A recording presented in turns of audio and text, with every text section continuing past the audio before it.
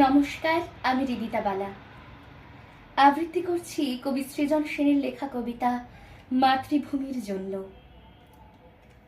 আমার বয়স তখন কতই বা, 4 কিংবা 5, অথচ আমার স্মৃতিকে আজ অন্ধকার করে দেয় সেই সময়ের এক রাশ কালো ধোঁয়া।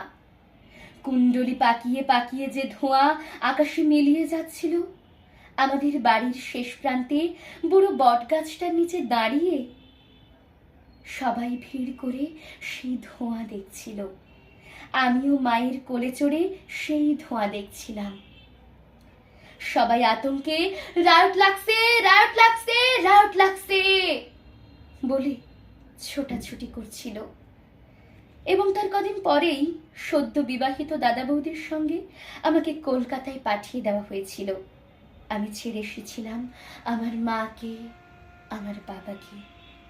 আমি ছেড়ে এসেছিলাম আমাদের সেই বুড়ো বটগাছ, টিনের চালাওয়ালা গোবর লেপা বেড়ার ঘর, বাড়ির পেছনের পুকুর, পুকুর পাড়ের নোনা গাছ, এবং আমার প্রিয় কাঁচলা দিদিকে।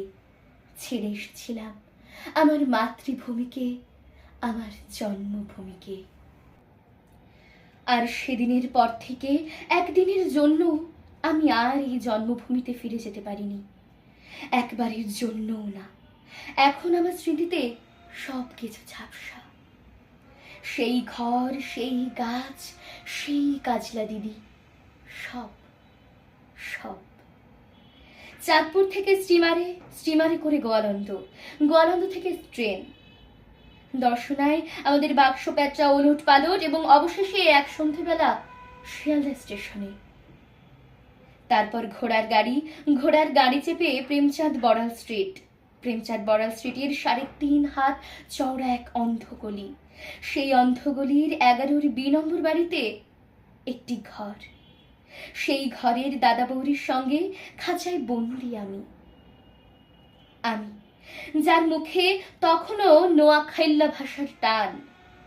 আমি যাকে দেখলেই প্রাইমারি স্কুলের ছেলেরা কানের ওপর উপর হয়ে চিৎকার করে বলতো, বাঙাল রস খাইল, ভাঁড় ভাঙিল, পয়সা দিল না।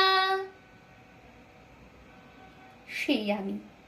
চারদিকের ওই টিটকারির ভয়ে নিজের বাঙালপনাকে গোপন করার জন্য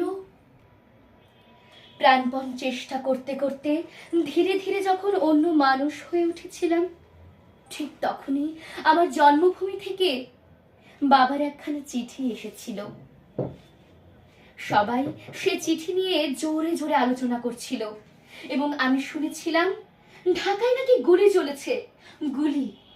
কত বছর পরে জেনেছিলাম সেই গুলি চলেছিল তাদের উপর যারা আমাদের মাতৃভাষা বাংলার মর্যাদা রক্ষা করতে ওপার বাংলায় লড়াই শুরু করেছিল। শুনেছিলাম তারা নাকি পুলিশের বন্দুকের সামনে জামার বোতাম খুলে চিৎকার করে গাইছিল, ওরা আমার মুখের ভাষা কাইরা নিতে চায়। আর সেই মুখের কথার গৌরব রক্ষা করতেই তারা নাকি পুষ্পাঞ্জলির মতোই তাদের প্রাণকে সমর্পণ করেছিল। আর এবার বাংলায় আমি আমার সমস্ত বাঙালপনাকে ঝেড়ে ফেলে তখন ধীরে ধীরে হয়ে উঠেছি কেদাদুরস্ত অন্য এক মানুষ। ইংলিশ মিডিয়াম স্কুল থেকে একটার পর একটা ক্লাস টপকে আমি রণপায় এগিয়ে চলেছি। ইংরেজিতে কথা বলায়, চাল চলনে, আদব কায়দায় আমি তখন সবাইকে মুগ্ধ করতে শিখে গিয়েছি।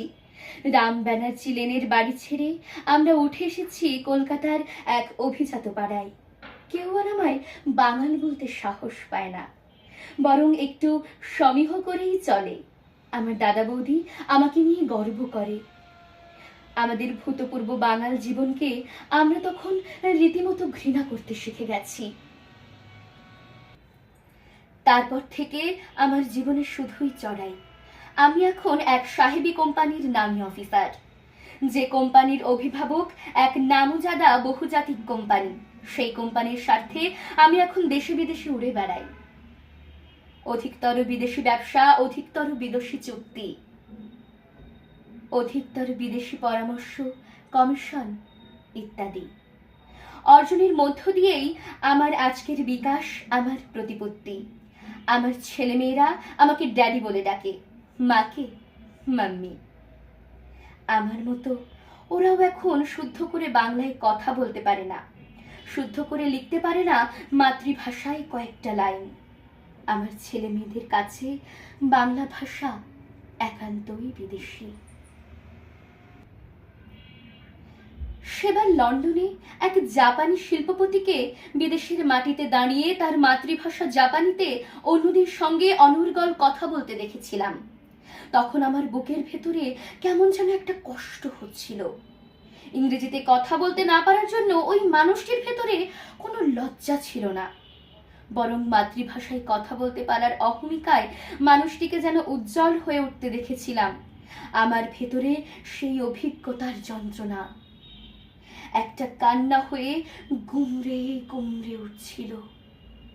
আমার মনে হচ্ছিল আমার কোনো মাতৃভূমি নেই, আমার কোনো মাতৃভাষা নেই। আমি যেন এক শিকড়বিহীন চিরবিদেশী। তাই মাতৃভাষার জন্য যারা জীবন দেয় তারা কেমন মানুষ আজ আমার ভীষণ জানতে ইচ্ছে করে। আমার বুকের মধ্যে সেই বাংলাদেশের জন্য, সেই বাংলা ভাষার জন্য, একটুখানি বাঙালি হয়ে ওঠার জন্য একটা ভয়ঙ্কর যন্ত্রণা টন টন করে ওঠে। ধন্যবাদ।